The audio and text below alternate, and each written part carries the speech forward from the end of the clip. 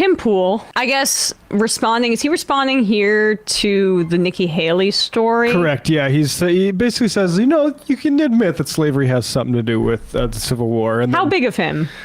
It's nice of him. I think, then he goes into a little bit of description of what actually started the Civil War. And I think we can take a quibble with some of his statement of chronology. So is it better or worse than what Nikki Haley had to say about it being about just vaguely individual rights? I think it's neck and neck, honestly. But I'm assuming it's a little kookier. Yeah, I think so. Maybe a little bit. What could be worse than what Nikki Haley said? I mean, I guess endorsing slavery outright and saying the Confederacy should have won because of slavery. Like, what if you call the North occupiers? He's gonna take okay. Is that the teaser? Let's hear. Session. And then I'm going to be like, don't get so reductive. The core issue was other ways to describe this. With the issue of slavery at hand, you could argue that was the cause of secession. And then I'm going to be like, don't get so reductive. The core issue of slavery created very serious tensions in this country, which resulted in secession and then conflict between the Union and the new Confederacy of States. You can argue that the reason the South was fighting was not slavery. The South, I'll put it this way. While slavery was an issue, the Southern states seceding resulted in the Union occupying Fort Sumter and refusing to leave. So what started the war? Yeah. So why did they secede, though? Oh, so he's going like full the war of northern aggression on this one. Yeah. That's where he's going with this. So just if people don't know, Fort Sumter off the coast of South Carolina started being built because of the War of 1812. British, we needed to protect the coast from the Brits. That we occupied Fort Sumter. No, America built that fort. Yeah. And continued to have troops stationed there, just like they did in other forts. In, I believe in Florida and Alabama, there's also forts that were continuously occupied. Had troops stationed at them. And then what happened was the slave owners of the South were like, oh shit, these elections aren't really going our way. We need to bounce from this. And Lincoln actually, I think, impressively, we're not obviously going to abandon the forts that we built with our country just because you decide you don't want to play anymore because you want slavery. But they did not do anything aggressively from those forts. They just kept troops stationed there until the South is like, fuck it, we're gonna attack them. Yeah. And so that was how the war started. Is the South decided, all right, you're just gonna stay in there? Fine, we're gonna come and kill you. But apparently, but so that is just his Confederate framing there. Exactly. The Union, that the federal government was occupying their own military bases, and that was the reason for the war. Jefferson Davis saying, actually, we don't want to do this anymore because of you guys are going to come for slavery. And us not immediately saying, okay, fine, here, have the forts too. Yeah. That is, from Tim's mind, an occupation. Should we keep going? It was Union occupation of Southern states, right? The point is this. The ideological catalyst, of course, was the issue of slavery. But why did it come to fighting? You can argue, well, because of slavery, the states seceded. Because they seceded, the Union said, we're not backing off. But there you go. Fighting didn't need to start at any one of these points. Why did the war... The South attacked Fort Sumter. Because white supremacy was so built into the system of Southern society that the idea, not just financially, but with how they organized themselves, that slavery would end was just untenable. So I guess you could say that slavery itself was the ideological catalyst, but that's just because it was a larger part of white supremacist structure that defined not just America, broadly speaking, but specifically the Southern slave states. Right. Because Union soldiers refused to leave Fort Sumter. And how ridiculous is that? Not your fort. Because American soldiers wouldn't leave the place they were supposed to be. It's just we had to attack Fort Sumter. Yeah. Look what you made us do. This is like grits and Brexit. They just don't understand. They still understand what leaving means. maybe we got to put it in like terms that like Tim could understand. Like, let's say you own a compound with a skate park, and someone buys the land surrounding it and wants to take over your skate park as well, but you don't want to sell, so you continue to occupy that compound, and then they come and attack your compound to take it over. Do you have a right to defend your property, Tim?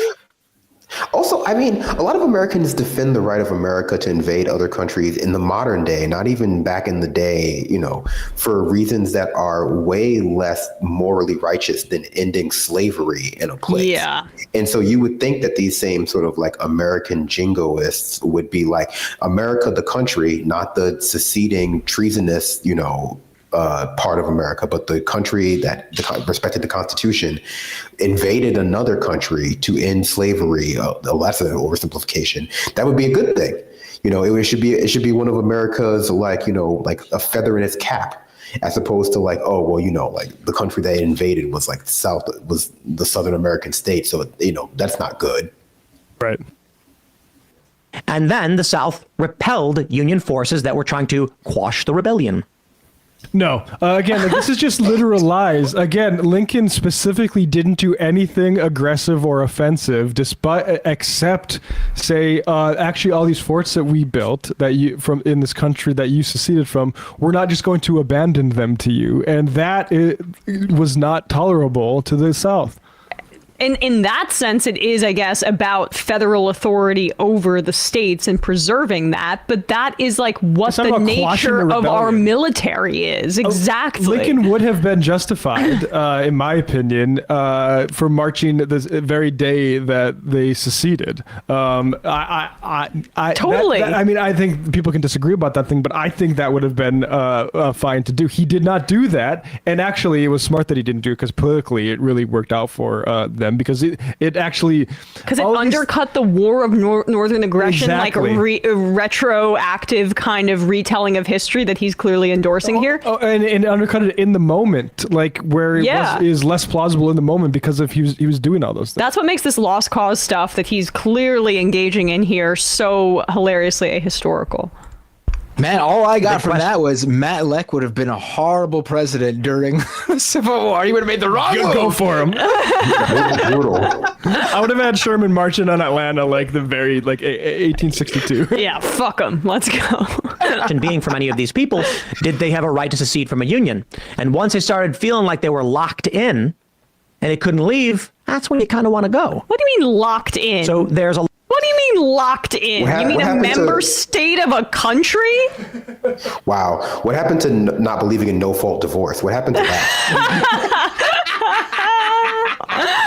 Okay. Keep going. A lot of ways to describe what led to it. And then the question is, why did the South fight it? Slavery. It wasn't slavery. Oh. Your average Confederate soldier was not fighting for slavery. That being said, what was he fighting the military leaders did, and political leaders absolutely were in this for slavery. Okay, yeah, that kind of construction is not he would never apply it to any other war.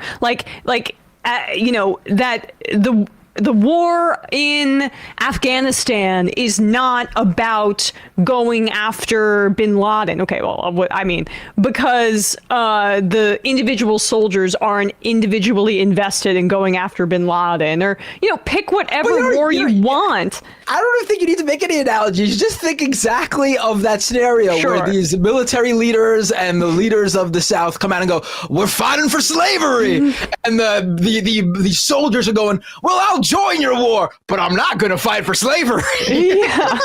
I'll be in your army. I'll fight your war. But for me personally, it's not about slavery. I mean, it doesn't make any sense. It's ridiculous. Many of them were explicitly fighting to maintain racial supremacy, and you can read letters about that. Some of them weren't super enthralled, and it is, I think, somewhat inspiring to hear about Southern deserters who are like, actually, I don't really want to put my life on the line and get turned into like a human-sized cheese grater with bullets for slavery. But a lot of them didn't desert because of social pressure. Right. And things like that. So, yeah.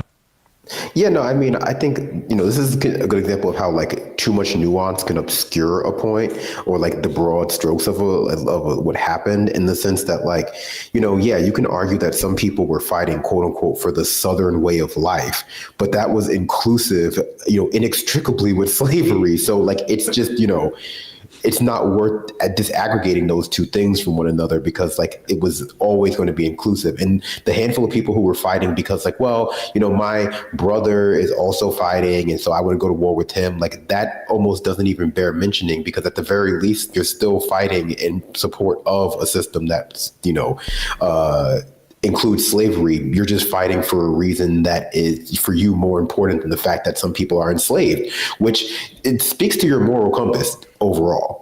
Yeah, I mean, I'm sorry, the Southern way of life, like the Confederacy was not fighting for lemonade on the porch and like putting a daisy in your lapel. Let's give me a freaking break like here. For every like letter you can get from a Confederate soldier where they put it in terms of like tyranny or whatever, I'm fighting tyranny and blah blah blah, and high ideals of like republicanism or whatever. You can also find as many letters, if not more, saying we're concerned about race mixing, and we want to fight to make sure that future doesn't come. It's just like I've never heard of anyone frame a war based on like what the foot soldiers' reasoning for joining is. Like otherwise, like the Iraq War was the war about soldiers trying to get a college education. Exactly. That is a fair way to describe right. And what about mandatory conscription? Like, I mean, what was the Vietnam War about if you were going to take like the individual kind of motivations of young people who were forced into that war? It makes absolutely no sense whatsoever. Well, no, Americans love to do that, though, when it comes to like war. That was what happened with the Iraq invasion and Afghanistan invasion, too. It's just slowly shifts from like supporting like America as a country's right to do something like this to being a more milquetoast, like support the troops. You don't got to support the war. You don't got to support the government, but you got to support all the people who make up the government, like in some sort of like, a logic trap. We can do a little bit more, I suppose. Was not fighting for slavery. That being said, the military leaders did, and political leaders absolutely were in this for slavery. They wrote down in their own constitution, their articles or whatever they were called, that they wanted slavery. But for your average person fighting, they were fighting for their homes because Union soldiers were coming in and trying to take over their governments. There you go. Which wanted slavery. This is where we are today. Something similar has happened. Yeah, like it's not really they're trying to take over their governments. It's that as you said, as Tim Pool said, they succeeded and tried to take over their forts. And Lincoln is like, actually, I need to actually step in here, and we're going to get to beef. Just go a little bit more. It's fair, no, but he's broadcasting from West Virginia. Why is it West, buddy? Yeah, which exactly was a Union state. That's why it broke off in the Civil War. For people who don't know. Yeah. Happening. Before the Civil War, there was a belief that we were not a country, but a union of states. They would say the United States are. Now they say the United States. They would say the United States is. It became one country. Oh my God! Baby. Dramatic cultural shift due to war. We could be facing that right now. The question is, who wins? Okay, all right. Well, he has been doing this like this. We're at the brink of a race war or a civil war. How long? I mean, it's like these evangelical preachers that say the end times are coming on like 6/6/2006, and now it's on 12/12/2012. I mean, when are we going to actually get this race war that he's been talking about? Raptures happened like 50 times in the past 10 years. Oh. What was it? What would you say, Madam? Sorry, I spoke over you. It was May 21st, 2012, because I was actually on a plane, I believe. I'm surprised it didn't crash. All right, folks, we are not going to have enough time for calls today. Going to wrap up. I'm sorry. And read some items to get out of here. Bing bong. Emma's distant cousin. As we all know, the average Confederate soldier came from homes with skate parks, poker games, and sushi. Man shovel. Hey, look, Tim Pool pulled an article from somewhere other than the Daily Mail. Yeah, I was looking at what's SCNR. I've never heard of such a thing. Yeah, he's expanding his media diet.